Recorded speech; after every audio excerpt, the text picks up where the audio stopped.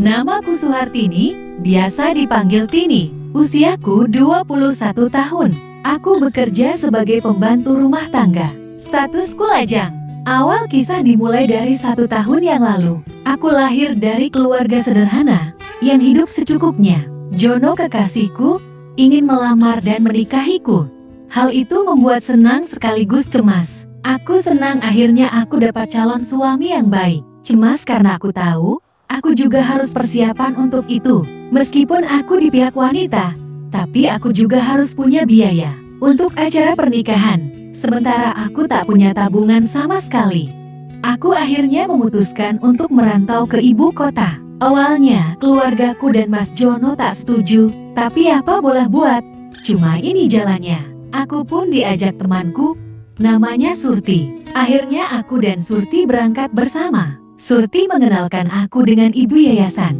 Kata Surti, dari yayasan inilah nantinya akan disalurkan ke majikanku. Aku harus mendaftar dulu di yayasan ini. Aku pun mengikutinya. Setelah hampir 10 hari akhirnya ketua yayasan memberitahu bahwa aku sudah dapat majikan. Aku harus siap-siap besok. Keesokan harinya pun tiba. Aku diantar majikanku berangkat ke sebuah rumah besar. Kami pun masuk ke dalam rumah. Di situ ibu yayasan mengenalkan aku ke majikanku. Namanya Bu Shinta dan Pak Robin. Mereka usianya sekitar 40 tahunan. Selain aku di sana ada 2 supir dan 1 satpam. Aku pun berkenalan dengan semua karyawan mereka. Supirnya Pak Eko dan Edi, satpam Pak Budi. Ibu yayasan pun pamit pulang setelah menyerahkanku. Ibu Shinta pun menunjukkan kamarku dan menjelaskan apa saja yang aku harus kerjakan. Aku pun mengerti tentang itu dan Bu Shinta pergi. Hari demi hari berjalan, semua kerjaanku terselesaikan. Meski kadang ada kesalahan kecil terjadi, aku senang kerja di sini. Ibu dan bapak majikanku sangatlah baik. Meskipun aku salah, tapi mereka tidak marah. Ibu menasehatiku dengan baik. Hubunganku dan Mas Jono juga terjalin baik. Kita masih sering komunikasi, walaupun sebatas menanyakan kabar. Semua berjalan dengan baik-baik saja. Meskipun begitu bukan berarti tak ada tantangan di dalamnya. Ibu dan bapak majikanku sering ribut, padahal kadang hanya masalah sepele. Mereka ribut soal momongan. Di usia mereka ini, mereka belum dikaruniai seorang anak. Hal itulah menjadi sumber utama keributan mereka. Aku yang tahu akan hal itu, aku diam saja, berusaha menjaga nama baik mereka. 6 bulan sudah aku bekerja di situ, yang semula berjalan dengan baik. Seketika menjadi sebuah kondisi yang rumit. Saat itu aku dipanggil ibu dan bapak majikanku. Di situ aku terasa tegang karena mereka tampak gusar. Aku takut. Apa aku melakukan sebuah kesalahan? Apa aku akan dipecat dari kerjaan ini? Puluhan pertanyaan menghantui pikiranku. Tiba-tiba ibu majikanku maju di hadapanku. Tini, aku mau bicara sesuatu hal yang penting. Aku meminta keputusan di malam hari ini juga, ucap ibu majikanku. Ucapan itu membuatku gugup. Baru kali ini dia seperti itu. Aku hanya bisa mengangguk mengiyakan permintaannya. Aku minta tolong agar kamu mau jadi istri suamiku, ucapnya. Seketika jantungku berhenti berdetak. Aku sedang mimpi? Aku salah dengar? Atau apa ini? Dalam hatiku, apa Bu? Ucapku gugup. Kamu mau kan jadi istri suamiku? Ucapnya lagi. Aku hanya terdiam. Ini bukan mimpi. Tini, aku benar-benar minta tolong kepadamu, ucapnya memohon. Aku yang masih bingung dan syok, aku tak bisa berkata apa-apa. Kami ingin sekali mempunyai anak, Tini. Aku percaya kamu orang baik. Misal anak kami nanti darimu. Aku tahu bahwa ibu anak kami seorang yang baik, ucapnya. Aku sudah divonis dokter tak bisa punya anak, tapi aku tak mau jika suami menikah lagi dengan orang yang salah. Aku janji bakal rawat anak kamu nanti seperti anak kami sendiri. Kamu juga berhak untuk menemui dia kapanpun kamu mau, ucap Bu Shinta memelas di depanku. Aku yang tak pernah melihat ibu majikanku seperti itu, aku merasa iba dan sangat kasihan. Orang yang selama ini baik kepadaku, meminta pertolongan sampai seperti ini, tapi aku juga tak bisa meninggalkan Mas Jono. Aku sangat bingung dengan kondisi ini. Bu Shinta terus membujukku. Dia akan menjaga rahasia ini. Jika nanti setelah ini selesai aku boleh meninggalkan rumah ini. Tapi gajiku tak pernah putus sampai kapanpun. Dia akan tetap membiayai kebutuhanku, ucap Bu Shinta. Aku dengan posisi yang terdesak seperti ini tak bisa berbuat apa-apa. Aku masih bingung dengan kondisi ini. Tapi aku tetap tak tega dengan Bu Shinta yang seperti itu. Akhirnya aku menyetujuinya. Walaupun kondisi ini di luar nalar. Esok paginya, aku menikah dengan bapak majikanku. Dengan dihadiri penghulu, satpam dan sopir di rumah itu. Kini aku sah menjadi istri Pak Robin, majikanku itu. Pihak keluarga ataupun yayasan tak ada yang tahu. Mas Jono pun tak tahu soal ini. Ini begitu cepat. Pak Robin begitu memanjakanku. Aku mulai nyaman dengan suamiku ini. Hampir setiap hari kami berkegiatan bersama. Dia tak pandang waktu dan tempat saat meminta kewajibanku. Selama tak ada Bu Shinta, dia bagaikan kucing yang lepas dari kandang. Aku kadang merasa kewalahan akan sikapnya itu. Waktu berjalan sudah 2 bulan aku menikah. Mulai ada perbedaan dalam diriku. Aku sering mual dan tak enak badan.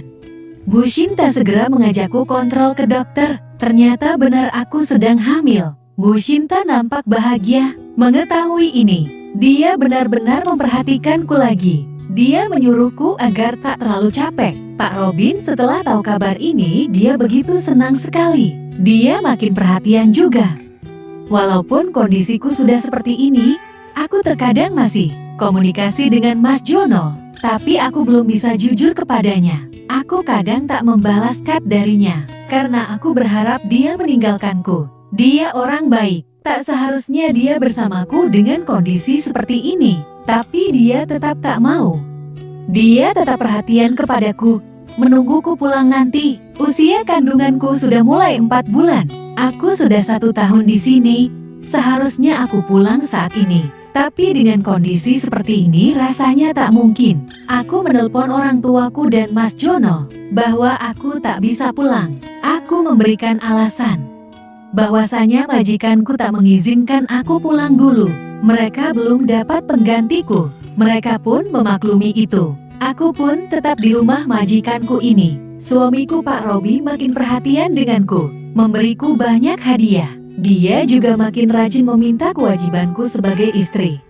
Melihatku dengan perut besar ini, membuatnya sering kangen. Perhatian dan kasih sayangnya membuatku lama-kelamaan luluh dalam cintanya. Aku mulai mencintainya. Tapi aku sadar aku hanyalah istri kedua yang mungkin tak semenarik istri pertamanya, yaitu Bu Shinta. Wanita karir yang sangat cantik.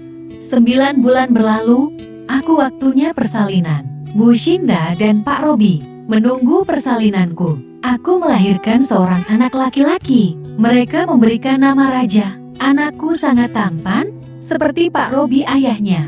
Majikan sangat bahagia atas kelahiran Raja anakku ini. Mereka sangat perhatian dengan aku dan Raja anakku. Setelah anakku berusia 6 bulan, mereka menawariku. Jika aku ingin pulang, mereka memberiku kesempatan untuk pulang. Tapi jika aku masih ingin di sini, mereka pun masih mengizinkan. Aku bingung dengan kondisi seperti ini. Tapi majikanku berharap aku menganggap bahwa Raja adalah anak Bu Shinta dan Pak Robi majikanku. Aku akhirnya memutuskan untuk pulang demi menjaga rahasia ini. Aku akhirnya pulang. Majikanku memberikanku uang untukku, untuk aku memulai hidup di kampung. Mengetahui aku pulang, orang tua dan Mas Jono menyambutku. Nampak wajah bahagia memancar dari raut wajah mereka. Aku pun pulang dan aku menganggap bahwa semua yang terjadi akan menjadi rahasia antara aku dan majikanku. Waktu berlalu, Mas Jono berniat melamarku.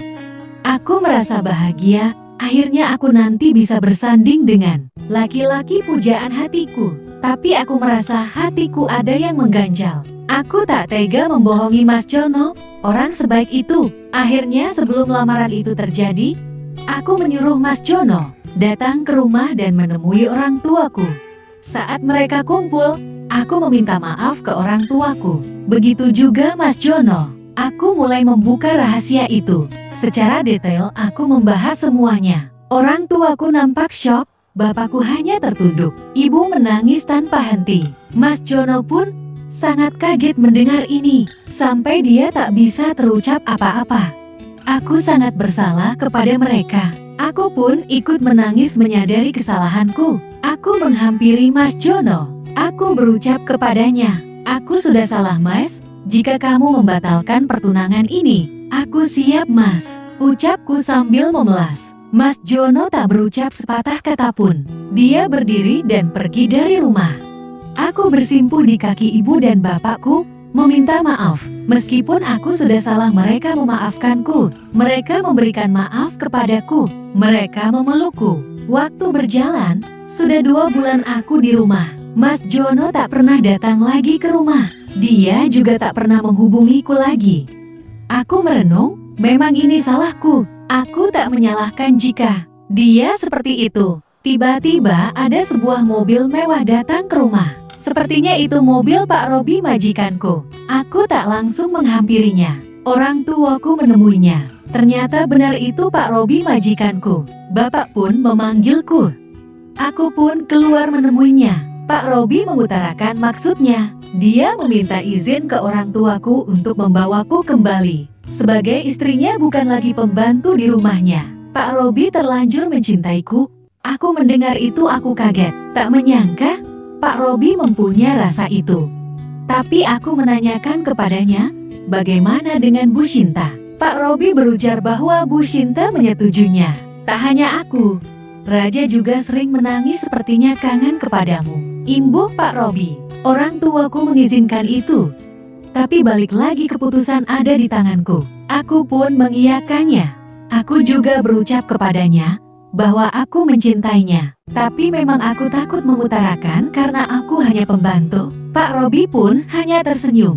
Akhirnya Pak Robi membawaku balik ke kota. Tak hanya aku, orang tuaku pun diajak untuk menemui cucunya, Raja anakku. Akhirnya aku hidup bersama Pak Robi, Bu Shinta, dan Raja. Kami hidup di satu tempat, dengan tugas masing-masing. Pak Robi sebagai kepala keluarga, Bu Shinta masih bekerja, dan aku bertugas mengurus rumah dan anak. Kita hidup bahagia bersama. Cerita selesai. Terima kasih yang sudah menonton.